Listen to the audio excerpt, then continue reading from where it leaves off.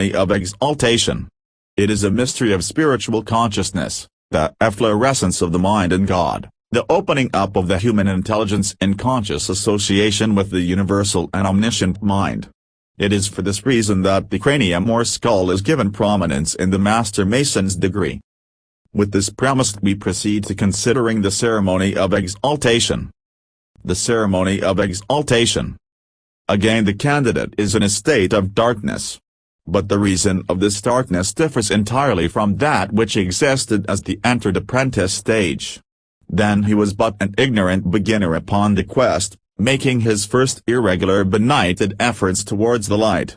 Now, he has long passed beyond that stage. He comes with all the qualifications and equipment of a Master Mason. Long ago he found the light he first sought, and for long he has been directing his steps and nourishing his growth by its rays.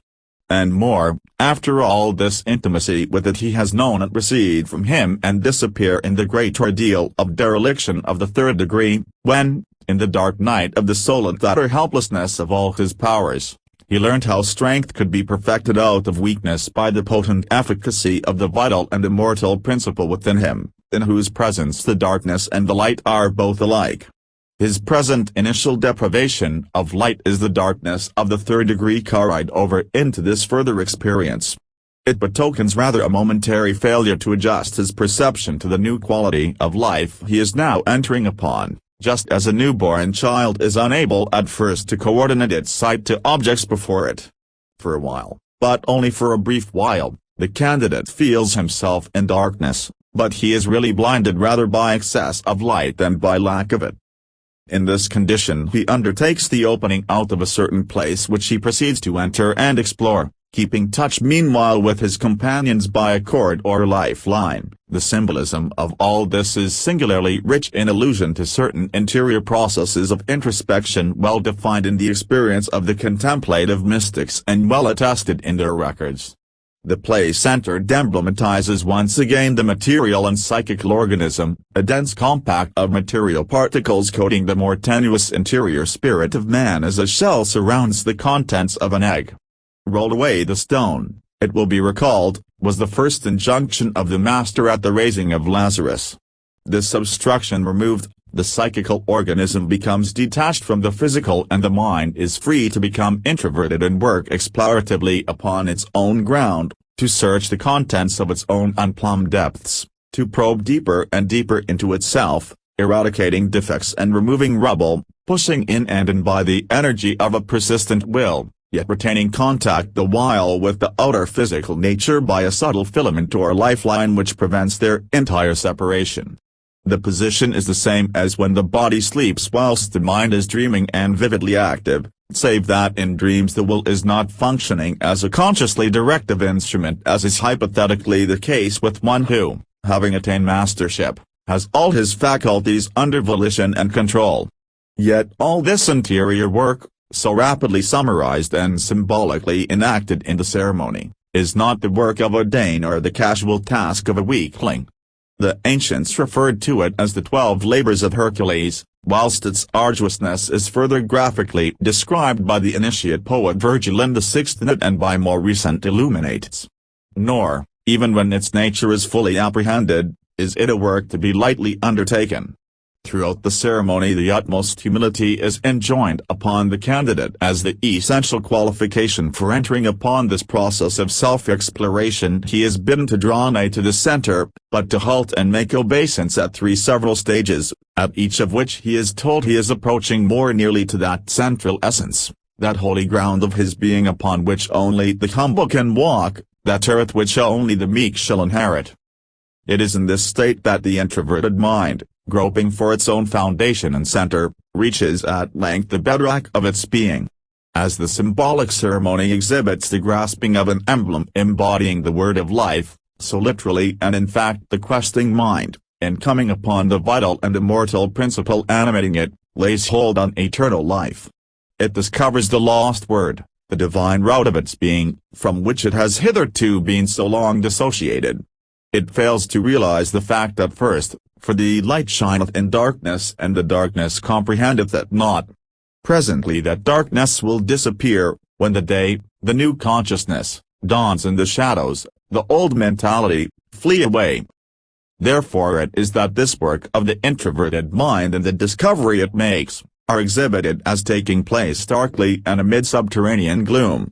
There remains, therefore, one concluding psychological process to extrovert that knowledge and bring it forward into formalized brain consciousness, so that what the spirit and the soul already know interiorly the outer mind may also know exteriorly. Subjective awareness does not become knowledge until it has been cerebrated and passed through the alembic of the brain and the logical understanding. When it has so passed through and become formalized, a reciprocal and reflex action between the inner and outer natures is set up, resulting in the illumination of the whole. This extroversion of subjective perceptions is symbolically achieved by the return of the candidate from the subterranean depths to the surface and there rejoining his former companion sojourners and effecting a unification of all his component parts. It is then that the mystery is consummated.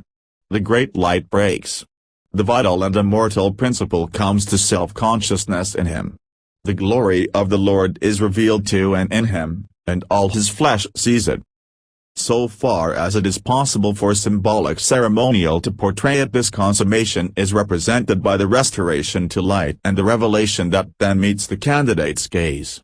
His condition differs now from any that has preceded it. It is not merely one of illumination by the supernal light. It is one of identification with it. He and it have become one, as a white-hot iron is indistinguishable from the furnace flame engulfing it. At the outset of his Masonic quest, the predominant wish of his heart was light. The impulse was not his own, it was that of the light itself, the primal light of light, the divine substantial word seeking self-development in him. Consciousness is that light become self-perceptive by polarization within an efficient physiological organism. Man provides the only organism adapted to the attainment of that self-perception, but only when that organism is purified and prepared sufficiently for the achievement. In the Royal Arch that achievement is hypothetically ifted.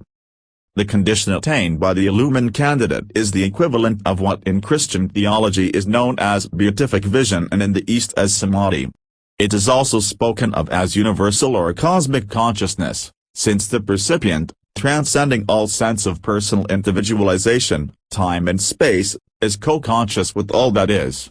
He has entered the bliss and peace surpassing that temporal understanding which is limited to perceiving the discords, antinomies and contrasts characterizing finite existence. He has risen to that exalted state where all these find their resolution in the blissful concord of the eternal. He is in conscious sympathy and identity of feeling with all that lives and feels, and virtue of that universal charity and limitless love which is the corollary of perceiving the unity of all in the being of deity, and which at the outset of his progress he was told was the summit of the Mason's profession.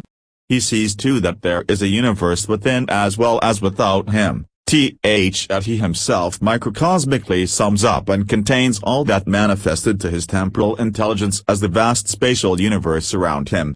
He is himself conscious of being the measure of the universe. He realizes that the earth, the heavens, and all their contents, are externalizations, projected images, of corresponding realities present within himself. As the perfected head of creation, he beholds how he sums up in himself all the lower forms of life through which his organism has passed to attain to that perfection. The four symbolic standards exhibiting the lion, ox, man and eagle are a very ancient glyph, declaring among other things the story of the soul's evolution and its progress from the passional wild beast stage to one which, while still sensuous and animal, is docile and disciplined for service, and thence to the stage of human rationality, which at length culminates in upward soaring spirituality. Similarly, the displayed banners of the 12 Israelitish tribes are again but figures of their prototypes, the 12 zodiacal sections of those heavens which could not exist or be discernible to the outward eye. Were they not also the phenomenalized aspect of a reality cognizable by the inward eye, whilst, gathered beneath these emblems, are those who represent the tribes of no terrestrial nation, but are the tribes of God, the heavenly hierarchies that constitute an archetypal canopy or holy royal arch above the visible creation and that mediate to it the effluences of that all-embracing triune spirit of power, wisdom and love in which the entire composite structure lives, moves and has its being.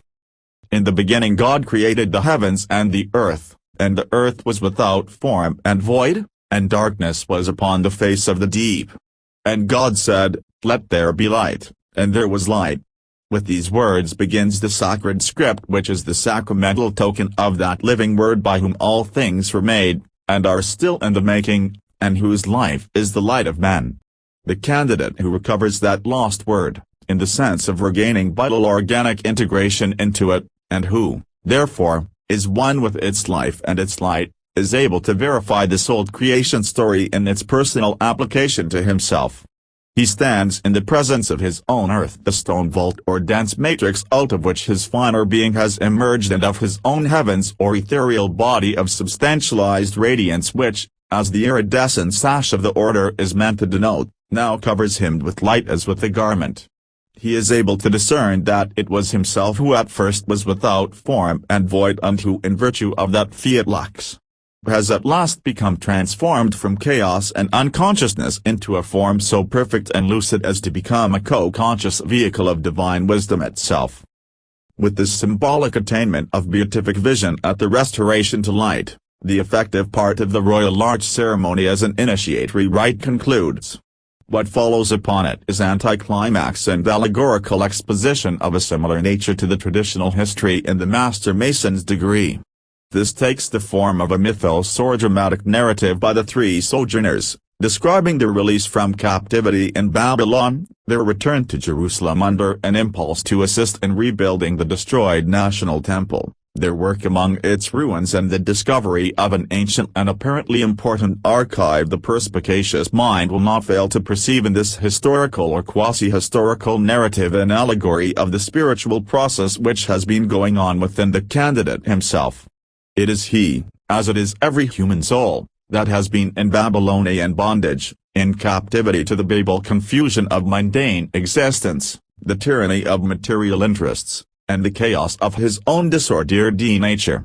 It is he who, in revolt from these, has in reflective moments sat down and wept by the waters of Babylon, the transient flux of temporal things, and remembered Zion, in a yearning for inward freedom and permanent peace of heart. It is he who finds the temple of his old natural self worthless and in ruins, and realizes that upon its site he must rebuild another and worthier one.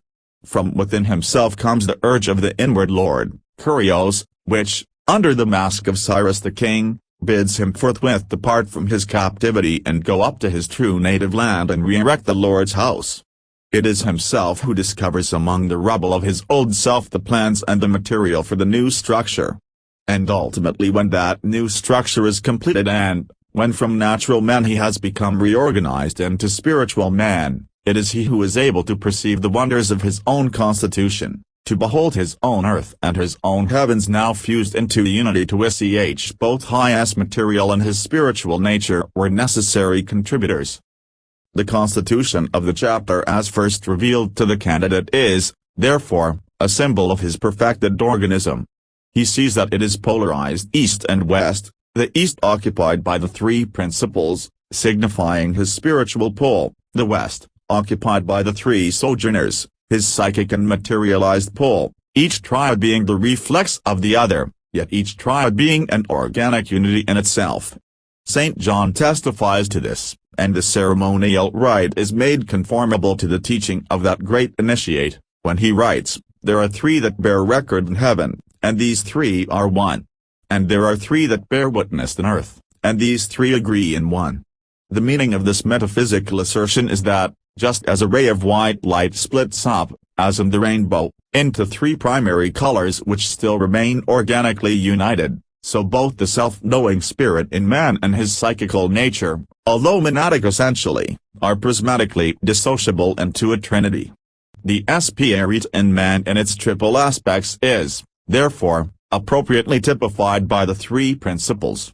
They represent the three high attributes of the spirit: holiness, royal supremacy, functional power, referred to in the title of the order, Holy Royal Arch.